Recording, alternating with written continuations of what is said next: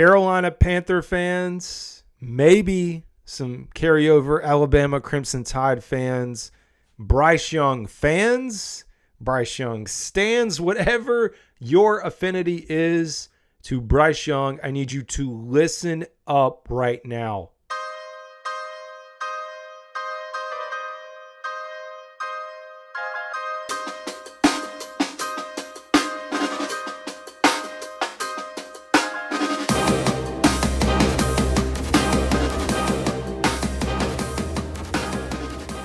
Folks, I want you to get ready. This is likely the end of Bryce Young in Carolina. The writing is on the wall. We have now seen it throughout the course of this season since he has been benched. I think we can go back to him being benched in general. Right out of the gate, 2 games in, I've told you, I've gone on record, he deserved it. But at the same time, when I look at this team, there are so many more issues than what we are seeing out of Bryce Young. And I think where fans get lost in this, and not necessarily all fans, but some fans, when we think about this decision, are like, yeah, let's just go ahead and kick him to the curb and let's get him out of here. Maybe, sure, that's the case, because I don't know what we are ever going to get in return for him. But the franchise may not be this current regime, although Dan Morgan was there. This franchise invested in this quarterback, spent a ton of assets, and are now looking to pivot 1.5 years, maybe 2 years into the experiment with Bryce Young and move on from him. But when we talk about the signs pointing to it, you could look at him coming into the game way back a few weeks ago when the offensive line is banged up. People are like, well, why did you put Bryce Young in? And you have Coach Canales saying, hey, I just wanted to protect Andy Dalton because the offensive line was banged up. So we put in Bryce Young in that situation to get some playing time. First time we'd seen him in forever against the Chicago Bears. How fitting for that to occur then as well. Then you move on to this week, and I got to tell you, I do not understand why there was a delay to get Bryce Young in this game. Andy Dalton screwed up from the get-go on the opening drive, interception, right to Fowler, pick 6, touchdown. Right to him, right in the breadbasket. Should have dirted it. The accountability from Dave Canales right now, it's dropping. The bars are dropping in his accountability meter for Andy Dalton. Sure, he's not a coach to really throw people under the bus, but he's got to find something, man. He has got to find a way to motivate, to get guys rallied. And I'm not talking about winning games. I'm saying in general. He's got to figure this out. But you go back and look at yesterday. Complete blowout against the Washington Commanders from the start. 2 interceptions from Andy Dalton. The very end, we get to see Bryce Young go into the game. And for what? At that point, was it 37-7? I believe by the time he got in. I can't remember. Ends up being 40-7. We get to see Bryce Young for a little bit. In meaningless football, it does not mean a thing. If you really want to evaluate Bryce Young, you have got to play him during a situation where there is meaningful football. Not when you're down 2 scores, 3 scores, not when you're up. Not that that'll really be the case here in Carolina, but you got to put in meaningful time. The fact that the Panthers were in the situation they were in and they chose to still go with Andy Dalton, and coming out of this, moving into next week to prepare for the Denver Broncos, we are still going with Andy Dalton. And I fully understand Dave Canales as the evaluator of this team, as the head coach of this team.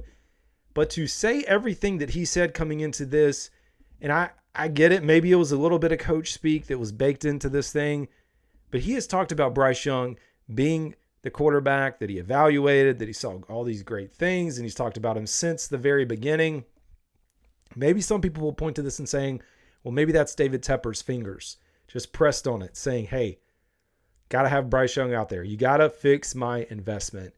And as the days pass by, I can't imagine Tepper is enjoying the losing. I mean, the losing is piling up. But going into these meetings now, because I'm sure they're still having them, we know that almost every coach has had the monthly meetings. They haven't been talked about a lot. But going into those meetings knowing that your head coach is like, look, Andy Dalton's the future. Bryce Young is not it. Bryce Young is never going to have it. Bryce Young is a terrible quarterback. Eating away at your ego because you know how involved Tepper was in getting Bryce Young here. And I posted another video that maybe Frank wasn't as bad as we thought. Maybe. I feel like if Frank would have gotten the quarterback he wanted, CJ Stroud, I don't think that would have fixed everything, but maybe it would have been a little bit better. Or you have to think about how Andy Dalton was in practice last year. We saw what Andy Dalton did in the one game. There had to be a really good chance that Frank wanted to move on from Bryce Young, but there was no way that he could do it last year. There has to be a belief that Frank Reich is not as dumb as people think he is. And I'm not saying people think he's dumb, but naive.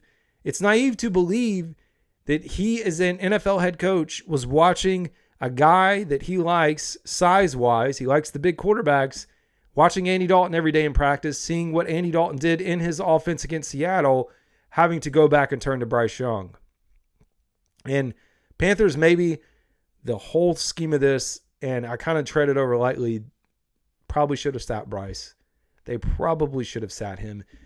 But at this point, you're toying with Bryce Young, you're playing with his emotions, and like, who cares? I get it. But you can't keep playing with this kid like this. You can't. You need to go ahead and move on. Get whatever you can get. And it's going to leave a bigger question about the state of the quarterback. Are we going to draft one next year? Is Dave Canales going to get his quarterback? Sure, maybe. That's not going to fix the defense. The defense is atrocious. So I don't know how we think whatever we decide here, we're dropping in a quarterback is going to solve the situation. It's not. A quarterback is not what the Carolina Panthers need.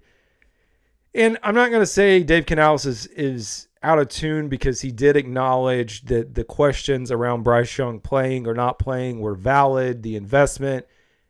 Panthers beat writers and reporters did a great job asking those hard-hitting questions today. But one thing that's really driving me crazy is Dave Canales talking about hypothetical, that these are hypothetical questions and situations. No, this is the hand that you are dealt. This is a fan base that it's been dealing with this for 7 years. We are told we're not going to settle on our losing ways. We're going to win, win, win. How do you come from the Pittsburgh Steelers organization and turn this into this, like this product in the Carolina Panthers into this mush, pure garbage? I'm not one that likes to spend every episode talking about Tepper or even bringing him up because that's just a whole nother thing to go through. But my gosh, is this terrible, man. The apathy, fans are disengaged. Fans do not care. I can tell you, if I wasn't doing the show, I would be done with the season. I would not watch another game. I do not blame Panthers fans if they choose to walk away. But Bryce Young's got to leave. He's got to be done. It's over. For Dave Canales at this point to still talk about winning and the best quarterback that puts us in the best situation, I'm not buying it. And I'm not saying Bryce is good. I'm just telling you the facts of how we evaluate this is saying, okay, he's not coming back. And I don't know if he gets moved before the deadline, but his time here is done. Dave Canales is going to go out and maybe sign Andy or another veteran and hope that he can work his magic with whoever he's got his eyes on. He deferred a lot of questions today, and really, I can't get over the hypotheticals. That's what he called it, hypothetical. And I'm like, oh, man, we are not going to start teetering on the Matt Rule 7-year plan, trust the process stuff. That takes some balls, man.